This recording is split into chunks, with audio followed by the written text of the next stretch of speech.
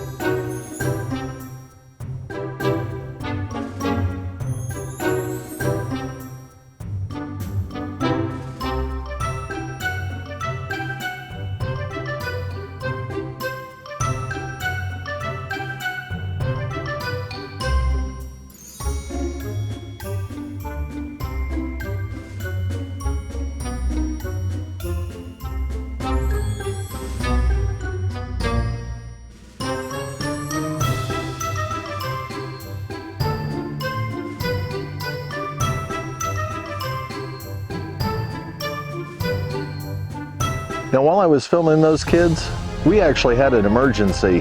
That's right, an emergency. We checked out the kids first thing in the morning, and by the time I got out there to start some filming, we had a kid down.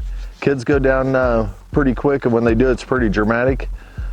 I want to show you what we did to revive this kid. I already did the temperature check. He was over 100 degrees, so that's still warm for babies. So what I wanted to do was perform some immediate actions because I wasn't sure what had happened to him. First thing I want to do is get some milk in his belly. Now this process is called tubing. What I do is feel for the last rib, and that's where I set the edge of the tube, and then I lay the tube over where it would go inside its belly to make sure that I don't insert it too far.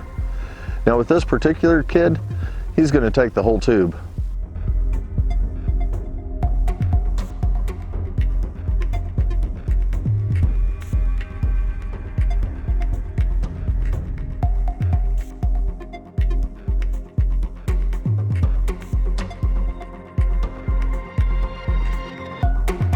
Now this video isn't on how to tube a kid. There's details that I've left out of here. If any of y'all are interested on how the actual process to tube a kid, what you're looking for to make sure that it's going down the proper pipe in its throat, that sort of thing, leave a comment down below and I'll do an actual tutorial video. This was just a quick, fast, I had to get it done and I wanted to show you.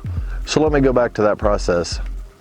Now once we get the tube inserted into the kid, what I've got is a 2-ounce syringe here. It actually comes with the tube. And I'm going to insert that, squirt that straight into the belly.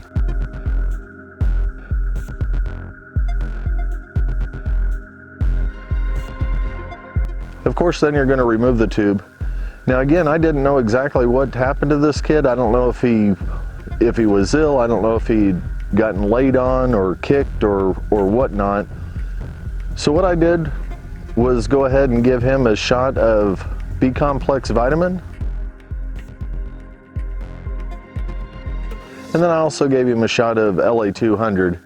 And that's just a multi-spectrum antibiotic. And then with that, we put him in a plastic tub. I set him next to a radiant heater. And only time will tell. Now he's not out of the woods yet, but later on that evening he is sitting on my lap at the computer and he is holding his head up, so only time will tell. But so far anyway, the prognosis is pretty good. Let's go back out and look at some more kids. Now we have bottle babies. Now this is the first year we've ever done bottle babies. I don't know if I'm a bottle baby fan. In fact, I don't really think that I am.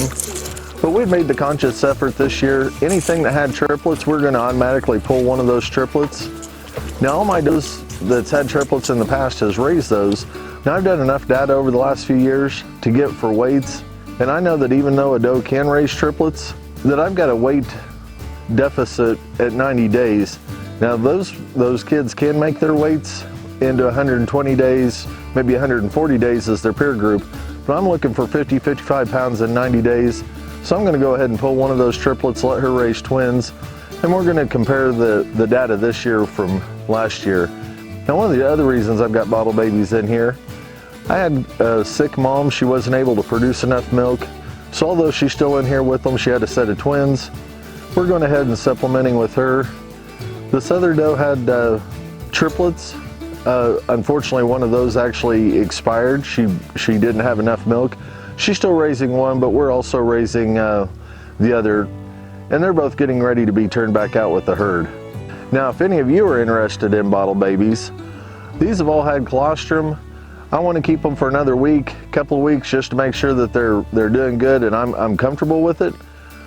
But you can have a chance to buy one of these bottle babies from me because, like I said, I'm not a big bottle baby fan, and I'd much rather spend my time and resources somewhere else. So if you're interested in purchasing one of these bottle babies, we've got one female, the rest are all males. Leave that in the comments below. My email's in the description. Be sure to get a hold of me. Maybe we can touch base and we can send a couple of these home with you. So how do you think the kids did during the snowstorm?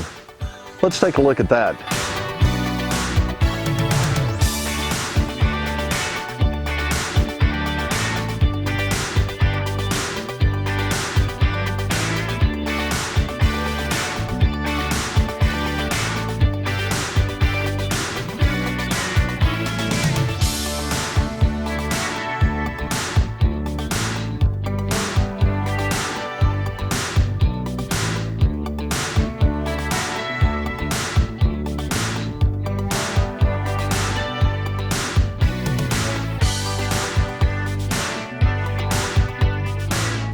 Well, as you can see, the kids are all enjoying their kid shelves. They're underneath that, staying safe and dry.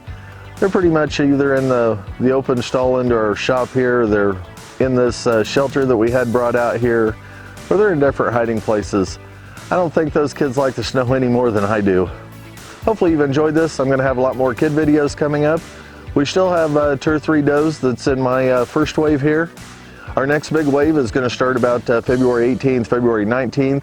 Now once those hit, because we're better equipped here at the new farm for kids, I'm going to spend more time out there. I'm going to show you what we do once we find new kids on the ground. I'm going to show you how we weigh them, how we tag them, how we identify them, and different things like that. Now up until that point, I'll show you a lot more kid videos from out here. Well, as always, I appreciate you watching. I'll see you next video.